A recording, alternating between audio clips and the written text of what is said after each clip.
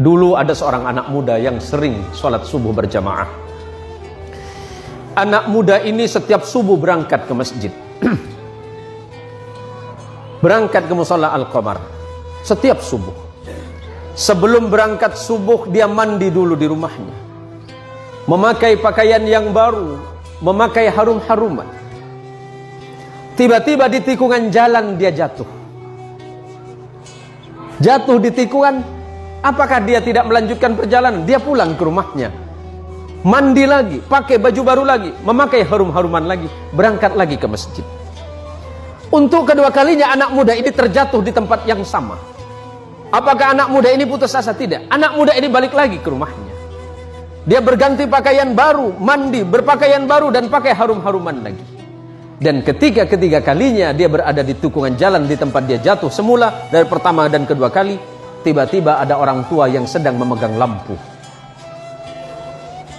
Orang tua ini bertanya kepada anak muda ini, "Wahai anak muda, kamu mau kemana?" "Saya mau ke masjid, Pak. Saya mau sholat subuh." "Iya, dari tadi saya melihatmu dari jauh, engkau jatuh. Tapi setelah itu engkau pulang lagi, kemudian kembali lagi, jatuh lagi, dan kemudian engkau pulang lagi untuk yang ketiga kalinya. Jadi bagaimana, Pak? Takutnya kamu jatuh, saya antarkan kamu ke masjid." Diantarkan oleh orang tua ini pakai lampu tadi. Sesampainya di depan masjid, sesampainya di depan musalla Al-Qamar, anggap Al-Qamar. Sesampai di depan musalla, orang ini bertanya, "Anak muda, apakah kamu masih mau sholat?" "Iya, Pak." "Apakah Bapak mau sholat dengan saya?" "Tidak." "Kenapa Bapak nggak mau sholat, cuma mengantarkan saya?" "Iya, karena memang tugas saya hanya ingin mengantarkanmu ke masjid ini." "Bapak kenapa nggak mau sholat?" Orang ini berkata, "Karena aku adalah syaitan." "Kenapa, Pak? Kok bisa?" "Iya. Hei anak muda, kamu tahu tidak yang menjatuhkanmu 1 kali dan 2 kali itu siapa? Itu saya." "Bapak siapa?" "Saya setan."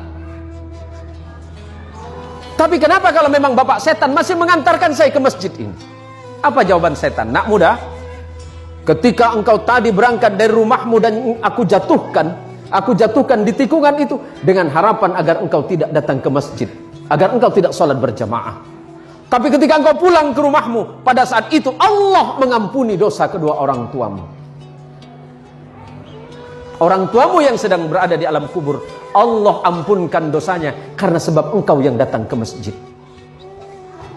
Yang kedua kalinya, ketika aku jatuhkan dengan harapan agar engkau tidak ke masjid, pada saat itu engkau kembali lagi, dan pada saat kembali itulah Allah mengampuni tetanggamu yang sedang tertidur pulas dalam keadaan tidak sholat." "Tapi kenapa Bapak seton?" Anggap Bapak seton. Ada namanya mirip, Pak? "Ya kenapa Bapak mengantarkan saya ke masjid?" "Kalau seandainya aku menjatuhkanmu ketiga kalinya dan tidak mengantarkanmu ke masjid, maka niscaya orang satu kampungmu itu diampuni dosanya oleh Allah karena sebab perbuatanmu."